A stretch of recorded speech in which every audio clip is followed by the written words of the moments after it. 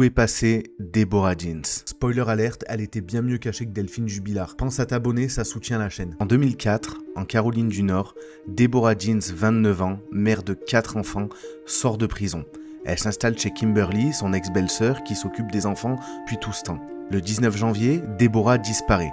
Et son ex-belle-sœur, Kimberly, dit tout simplement à la police qu'elle en avait marre de ses gosses et qu'elle est partie refaire sa vie ailleurs, en abandonnant les gamins bien entendu. La police la croit et du coup la cherche pas vraiment. Pendant que Deborah était en prison, Kimberly recevait les chèques de l'aide sociale pour s'occuper des enfants.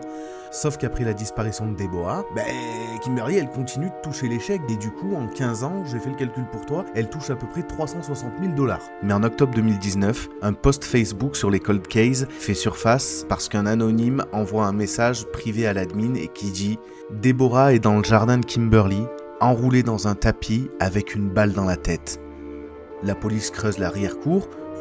Qu'est-ce qu'ils trouvent pas? Kimberly dans un tapis avec une balle dans la tête. Le pire dans cette histoire, c'est que le fils de Kimberly avoue qu'à l'âge de 7 ans, il a rêvé que sa tante était enroulée dans un tapis à l'arrière de la maison avec une balle dans la tête. Sauf que c'était pas un rêve, c'était un souvenir un peu enfoui et effacé de sa mémoire dû au traumatisme. Kimberly a pris uniquement 8 ans de prison et l'informateur anonyme, en fait personne sait qui c'est. Pour toi c'était qui l'informateur? L'enfant qui a fini par parler? Ou une autre source anonyme? Un frère, une tante, un oncle?